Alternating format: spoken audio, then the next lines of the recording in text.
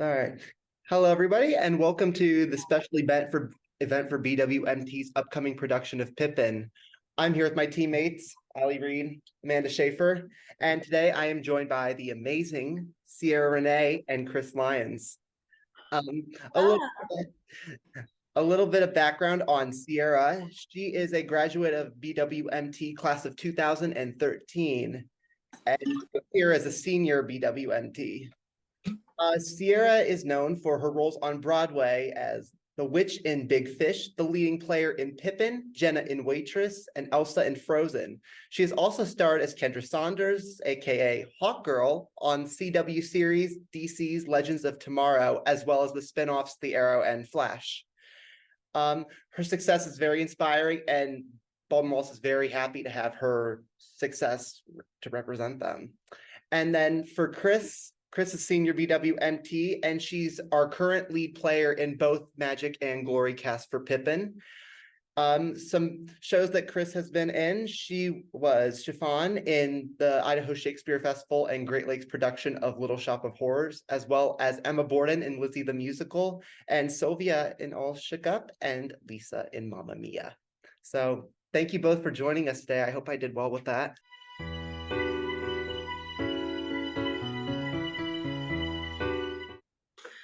Oh, yeah. Okay, so these questions are interesting just because as you shared the year I graduated, 2013, it's been a minute. Obviously I learned a lot of things in college 10 years ago, um, if not more. So my approach to this role, let me think. I mean, look, this was a very physical role. The revival version, directed by Diane Paulus, was circus. I don't know if you guys are doing the circus thing too, but it was literally like circ people who had like some of the most like godly bodies you've ever seen doing insane tricks with like no wires, no safety nets, no like nothing. And I had to do like an iota of those things as like a normal human who's not a circ person who's been doing it since they were 2 or 3 years old. And so for like the trapeze and things like that, it had to be super physical. And obviously the Fosse dancing is super physical. And we were doing a lot of the original choreography, not all of it, but, chunks of it. So I would say, when I was in college, I don't think everybody did this, but like, we had 7 a.m. ballet boot camp and we didn't have the choice to like go to only some. We went to all. So, okay. It changed like midway through, but like at the beginning, it was like you go to all of them or like whatever. So I would do Taekwondo at 6 a.m. I would do ballet boot camp at 7. I would then do either modern or jazz or tap or whatever we were doing at like 8:30, go get food, do some classes, come back, work out, like all of that. So I think that was like overkill. That was a lot of things that I did, but because of that, I was then able to sort of come to this role that was so physically demanding, maybe not conditioned for it necessarily, but conditioned to be disciplined in the way that I train my body. Because I was working out 2 times a day, plus having trapeze, plus doing rehearsals. And then, of course, when I started doing the show, I was doing Hamilton at the same time during the day, doing the show, and also working out 2 times a day. So I don't recommend, but also I would say that like the ungodly amount of like physical activity that like they make you do at BW, especially all the dancing, was like so pivotal in me being able to take on this role. I admire your diligence. You are so strong. Yeah, I did have 3 dance classes today. That does not change. But as you know, like BWMT is like a very music focused program. And so for composers like Stephen Schwartz or even JRB and Sondheim, things like that, they really do write the music for the feelings and even to the stage directions. So there are little hints in the music where, you give a shimmy here or you give a little pop here. So I guess with all the extensive music training, I really have taken the opportunity to like dive really deep into the music and understand what feelings are emoting through the music that I should be emoting through my character. And like what feelings are we supposed to get from this piece? And they really do teach us that. So I say that is a pivotal point that we really use in Pippin.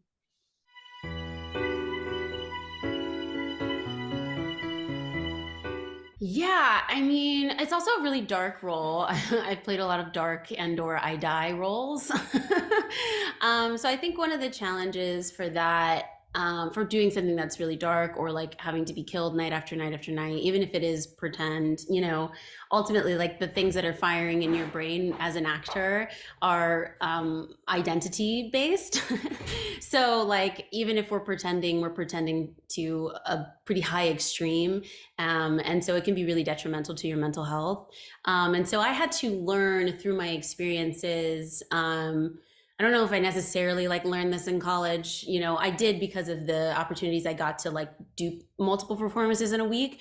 But I think largely it's sort of an experiential thing that you sort of have to, okay, what do I need to do, to prepare myself to do this and get into this dark place, and to justify it, because we can't judge our characters. We have to like really be on their side in order to really do them justice. And I think that is something that I learned at BW. But also then like the aftercare, like what do I have to do to make sure that not only physically but mentally I'm getting myself out of that really dark place, in order to like come back and do it again tomorrow, probably 2 times, like that's really tough. And this is a dark one, and it's also one where technically she fails, leading player fails. Like at the end she doesn't. She starts again, right? But she doesn't succeed. And so grappling with that every night was actually really tough. But that's also kind of the beauty of the show, and that like she is actually offering death to people, death of something, not necessarily death of self, but like death of something in order to become stronger than that. So it's like meta on meta on meta in some really beautiful ways, but it's still really a challenging thing to do mentally, to like lose all of your power or feel like you're not succeeding, or, to die or to be in this dark place every night. Yeah, I completely agree with you that, as an actor, you have to have sympathy for the character that you're playing, in order to like properly portray the character and be the character yourself. Another thing that I have struggled with personally in this production is, finding the correct energy to do it. Me and the director, Nathan Henry, have been working really hard and trying to find a little bit of masculinity in the character, just because, as you said, Ciara, that this character has so much power, and it is the implication of her power and what she wants to do with her power. So it is, to the depths of it, originated by a male, Ben Vereen, a glorious performer. But it's true that like this character has a lot of masculine energy in it in order to portray that power over all the other players and Pippin. So I feel like that's something I've kind of struggled with, because personally I find extreme power in femininity, and I think femininity is one of the most powerful things in our world. So kind of finding the balance between the two of those and trying to portray this fearless, this just, and also it is biblical in a sense. You go through like most of the original sins throughout the whole show, so it gets deep. It gets real deep, and having to dig into, trauma with that, trauma with struggling with authority, trauma with having power and the pressure that comes with that. So it's been a little draining, but through the character and through all the work that I've been doing, I'm just really excited to put this all on stage and bring this character to life in my own way. I love that. I also just like want to bounce off it, because there's so much to the show. It's really, it truly is very masterfully done. And I think what's really interesting about like Ben Vereen playing the role as a man, but also a man who had a lot of feminine energy. I think that's actually like a big, and so finding that balance is important because I actually think that is what makes leading player powerful is the ability to harness both. Because Mm-hmm. you actually see the sort of, I mean, everything's sort of like trumped up, right? It's like the hype version of everything in the show. Even though there's like great depth to all of it and reality to all of it. But you see, like Fistrata, she's giving power through sex, right? But what is really beautiful about, and I think like finding that balance is so correct, is that is the harnessing of both. And what is fascinating, though, sort of in the zeitgeist of where we like the time we live in, is that those things are shifting, but at the same time, we're coming from a long lineage of it's not okay for women to harness power in a masculine fashion, in the same way that it was okay for a man to dabble into feminine energy. Mm-hmm. You know, like there, I think I there's do a lot more agree. leeway in that than it has been for women. So as like a human being living in 2023, even as playing a character, you have to sort of unpack all of that shit that you're used to like carrying around the societal norm of like using masculine power as a woman. So yeah. Right. I think most of these characters in the show, except for Pippin, Mhm. really do bring light to an archetype, Mhm. but just so heightened. Heightened. Just Yep. so heightened where it's almost unbelievable, but you're still convinced. Oh, So 100%. Yeah. yeah, so and also leading player kind of has an archetype, but Hmm. also wanting there's just a deeper meaning to her archetype. And there's another question. Well, we'll get into the two different characters that you have to play.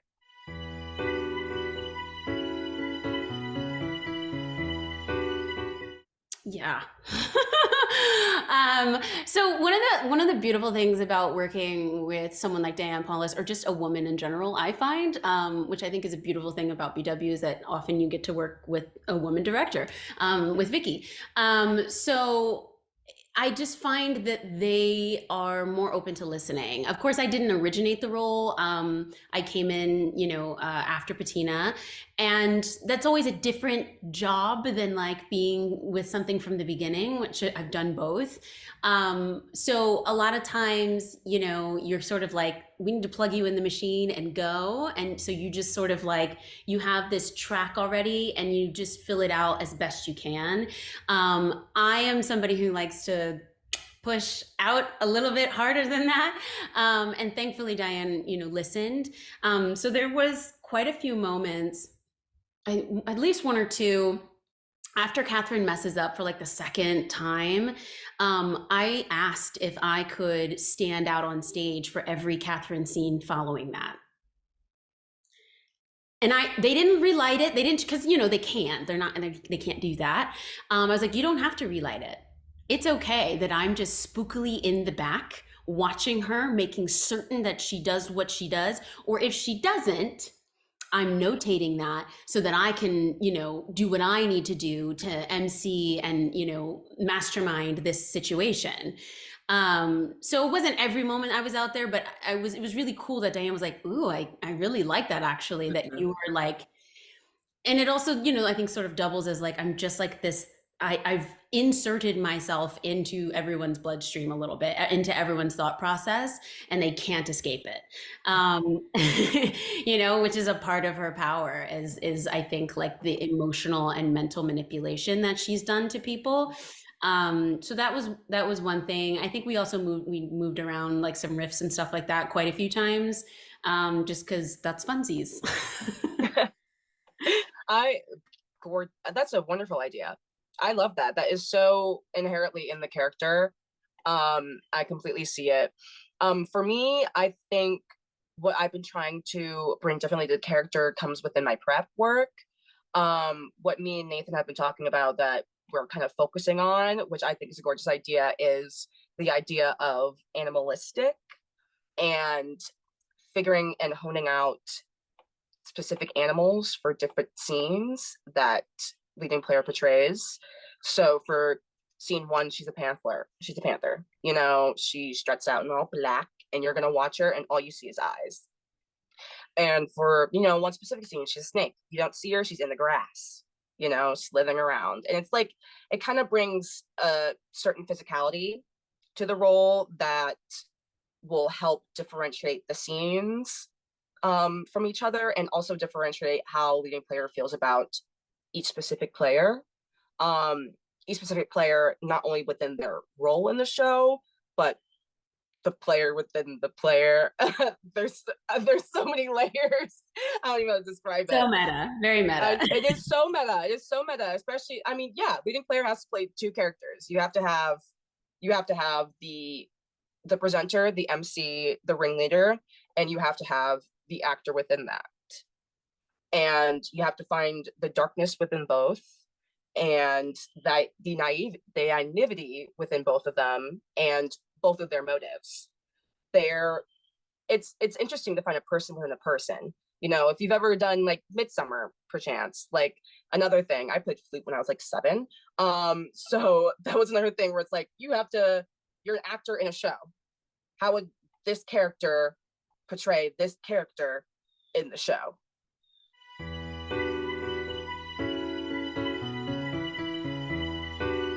So it's giving Renaissance. It's giving medieval times.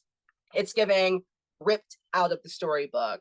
Have you ever seen like Merlin? Like, it's giving ripped out of that story. It's Ben Vereen-esque in a Patina Miller style, if that makes sense.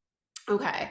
Well, I mean, yeah, obviously, I think the Cirque element was just one of the coolest things ever. It really was. And like, I cannot stress enough that these people, these Cirque folk, they do this all through their family, like it's in their lineage. And like the presence that you have to have, which of course is like 90% of the battle when doing theater, is like, can I be present for this 3 hours or whatever that, you know, the presence that you have to have in order to not mess up and not harm yourself or someone else, like when you're doing these incredibly dangerous things, that really, like, the audience can feel that.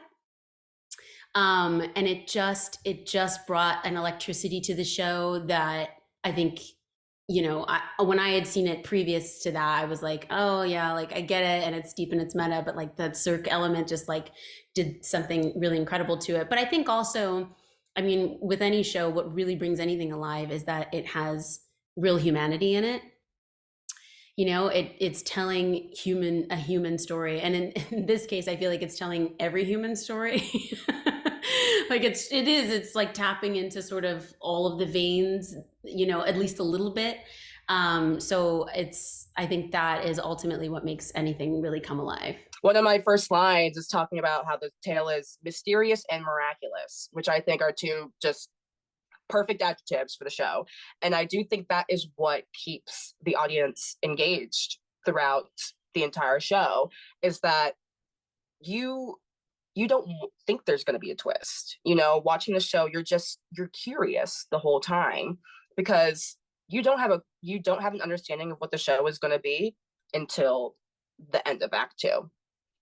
So I feel like you're kind of sitting on the end of your seat. And also the miraculous adjective of it, especially in the Cirque version, it's the spectacle of it. It's the facade of a happy life. You see all these amazing performers in bright colors and doing flips and tricks up the wazoo, but then at the end, she is trying to get him to kill himself. You get tricked. It's the trick of it all. So I think just the long string of the storyline, and just the whole story just feels like you're walking on a tightrope, and you don't know what's going to come next, and you're kind of looking over your shoulder too with Pippin. So I kind of think that that's what keeps the audience engaged and what keeps the story moving.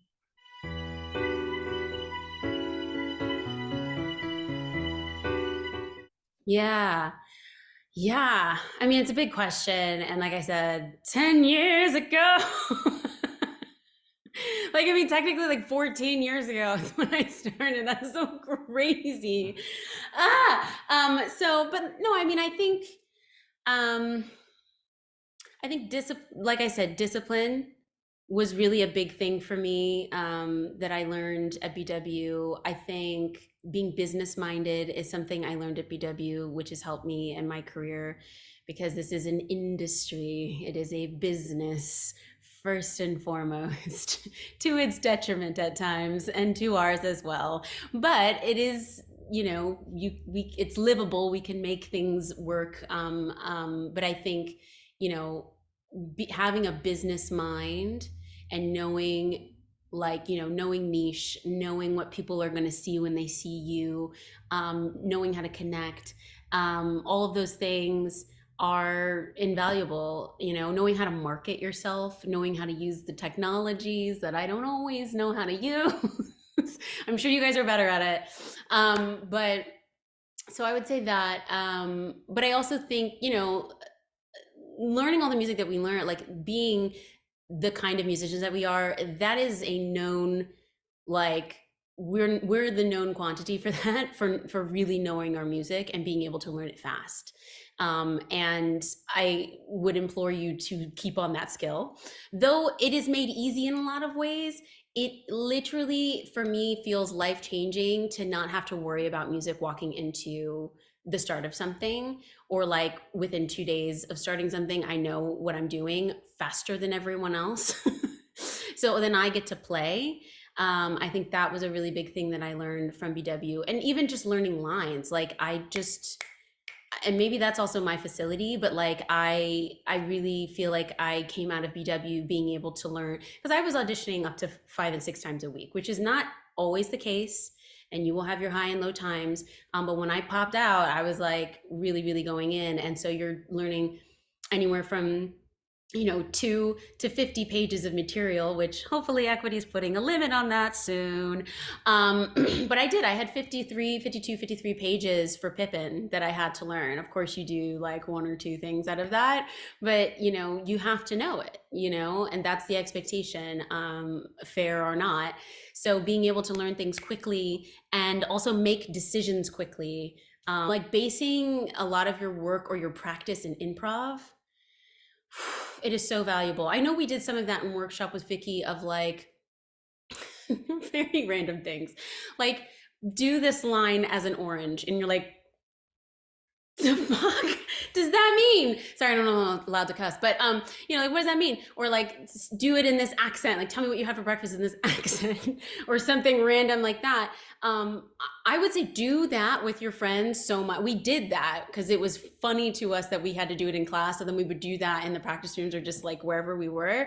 So I think all of that was really useful information that I learned at BW. And then of course also like just the physical and also just mental discipline of like doing a lot of things in a day, because you will have those times where if you're gonna do a reading while also doing your show every night, while also doing or do a TV show and film for 18 hours and then go and do, shit can get hard. And so being pushed as hard as I was at BW, I don't think anything's been as hard since then, so just great. It's better to feel like, oh, that was super hard and now things have gotten a little easier, than to feel like, oh, this was so easy in college and now I don't know how to be big enough for the world that I've just stepped into. Happy to know that all my long days are worth it, because my Mondays are hell. Yeah. Yeah, the intensity is a different level here. Like, you really are living in your craft, which I think is a unique thing to BW. Since we are a conservatory major, we don't really take other classes or do other things except for practice our craft. The intensity is a different level, and I feel like really just also the expectations.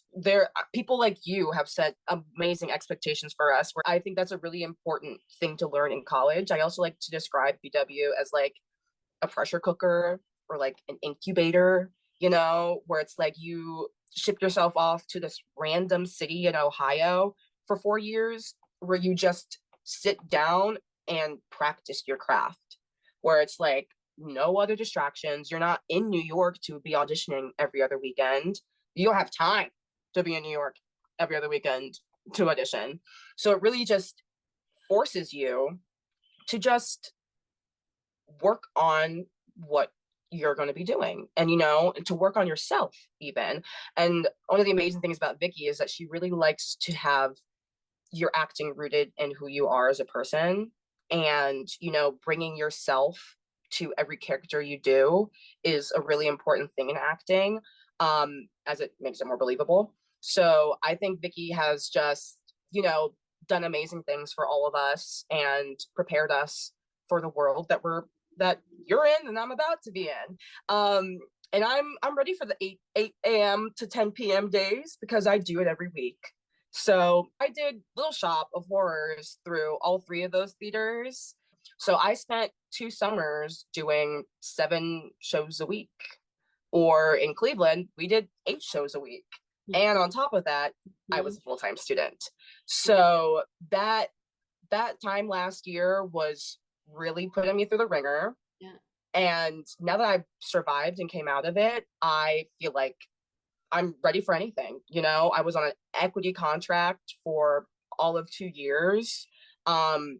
Just like being fully like in a professional show is something that, will change a person, and something that will validate you as a performer. And it feels good to be doing the show for thousands of people every night, and as a college student, that's crazy. But I'm so happy to have that experience going into New York, because now I have the experience of doing multiple shows a day, or all the shows a week.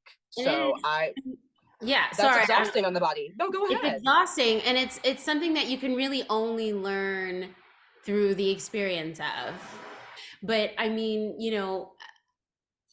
8 times a week, you can burn yourself out 8 times a week and doing other things, and which you have to be doing, because it's not, ultimately the world has changed, things have changed, and statistically speaking, it is not going to be viable, like a viable career on its own, just to do theater. It's not you're not going to be able to do just that. You have to do so many other things. And I think, like you said, the pressure cooker of BW helps with being able to like split your attention and be disciplined and do, all of those things. And at the same time, like, the flip side of that is really, really making sure to take care of yourself, and we're thinking about longevity and sustainability. But if I can offer something at all, I mean, like, going sort of on the business side of things, like, figure out now how to do your taxes. Figure out now what kind of side hustle you want to do. Figure out now how to monetize the work that you're already going to be doing with creator funds, yada, yada, yada. Figure those things out as quickly as you can. Know that they're going to keep moving, but and do it together if you can. Be in community with each other, because that stuff is just going to be relevant forever. And it's really going to help lay a foundation of financial support for yourself, and understanding, and like asset building and things like that. You have to think outside of just the craft, so business wise. And then I would say, like, really setting yourself up as best you like, make it a priority that you're not just coming to the city being like, oh, I'm just gonna book a show like in 6 months, it's not a big deal. It might not happen. That's a reality, and that is okay. Really, everybody's journey is so wildly different.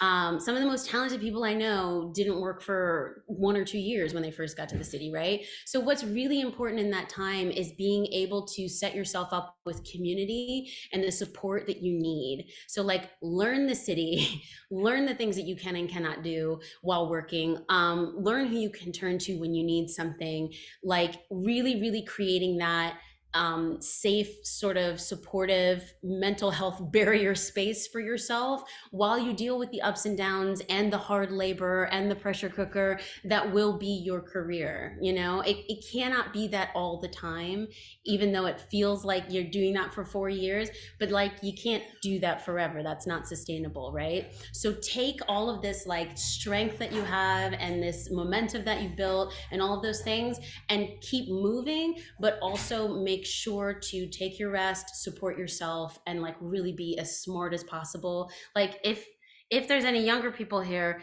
get a minor, I'm sorry, but get a minor in marketing or writing or psychology, something that is really going to set you up for the other things that you will undoubtedly do in your life. And it will be so wonderful and so fulfilling and not at all a failure if you want to move and do other things. You know what I mean? While also continuing to live in the art in whatever way you deem livable and sustainable and tenable for your life. You know, in this moment, I'm just being a housewife. But I have things coming down the line. So look, follow me on Instagram. You'll get the info there. I do trainings, vocal coachings, acting, audition coachings, if you need them. It's not like a whole studio situation, but if you want it, you know, reach out to me on Instagram. My Instagram is at CIARARENEE 8, Ciara Reneé 8. And yeah, you'll see me in some things come the spring. So